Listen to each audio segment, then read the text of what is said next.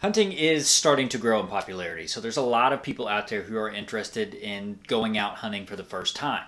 And whether it's because there's a growing interest in having really organic meat, social media, maybe you really got into watching Meat Eater on Netflix, it doesn't really matter. All that matters is that you are excited to get out there and hunt this season. And hopefully, you've got an experienced hunter to guide you through this, show you the ropes, maybe a family member or a friend. But if you don't, you might feel like that you're just stumbling your way through the season. The thing about hunting is there really is a lot of nuance to it. There's a lot of things that you're not going to learn until you just experience it. There's situations where what you need to do really depends on a lot of different factors that, again, you're not going to know until you've experienced them before.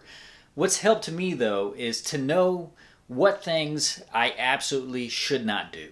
So in this video, we're going to go over 3 of some of the biggest mistakes that new hunters make. But before we get into the tips, do me a favor, and if this is your first time on my channel, hit that subscribe button and make sure you've clicked that bell icon so you can be notified every time I upload a video. And the first mistake that we're going to talk about that a lot of new hunters make is that they rush to their stand. If you haven't spent a lot of time walking through the woods in the dark, or you have a pretty overactive imagination, it can be a little spooky. You're probably barely keeping yourself from sprinting to your tree stand, and your flashlight's probably waving all over the place trying to figure out whatever that sound was. Don't worry, I am not judging you. I still sprint up the stairs when I turn off the lights in the basement.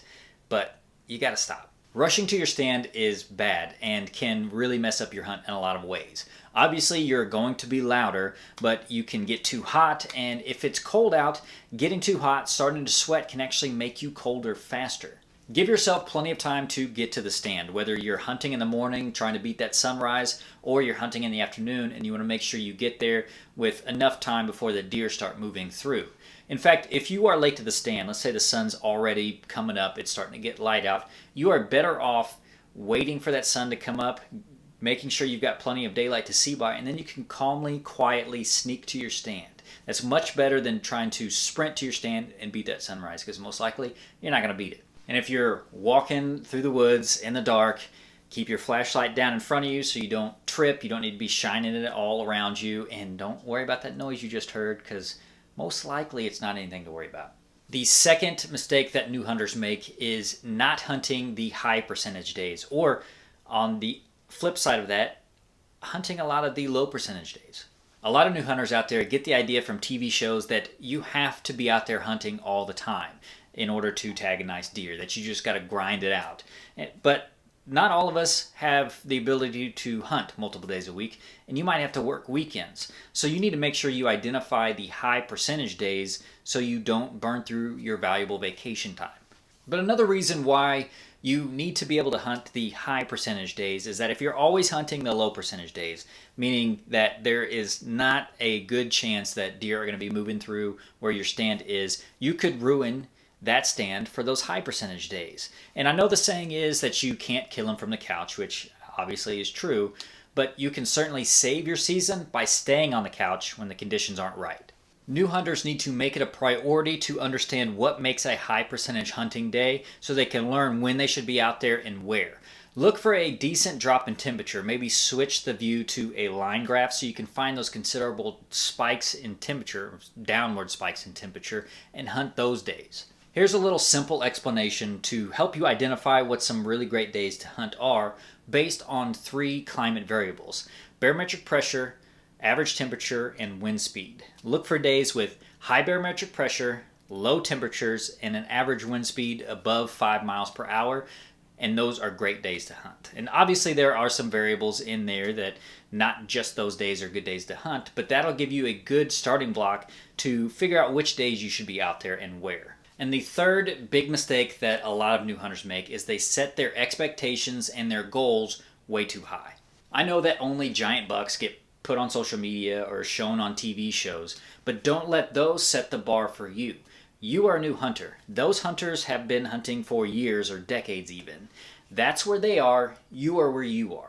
And to be honest, I'm not really sure that you should be paying attention to what they're doing. It's very hard to tell who the real ones are and who are the ones that are just put up there because they pose nicely with products. And they may have a few poaching charges on the rap sheet. As a new hunter, and honestly, even if you're not a new hunter, Hunt however you want to hunt as long as it's legal and ethical, and shoot whatever you want to shoot. Don't worry about who shot the bigger buck.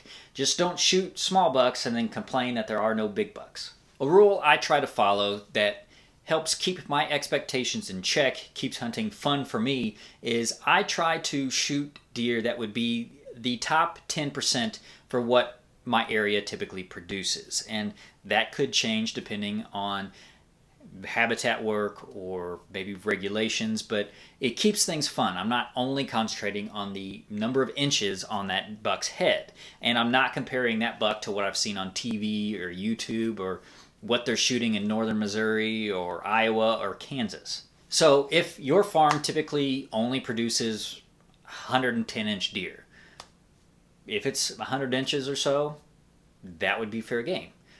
But if you want to grow bigger deer, you can there's plenty of information out there. That I've done some videos, there's lots of podcasts out there to help you grow bigger deer, and then that bar slowly moves up. You're starting to see 120-inch deer a lot, so that top 10% slides up a little bit more.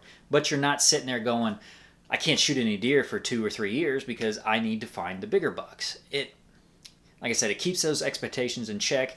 It doesn't put too much pressure on you, and it allows you to just enjoy your time out there. So that was 3 mistakes that a lot of new hunters make. If you have some mistakes you made as a new hunter that you'd like to share, leave those down in the comments below. It may help somebody. It may prevent somebody from making those same mistakes you did. Hit that like button if you like this video, share it if you found it helpful, and make sure that you are subscribed so you can stay informed.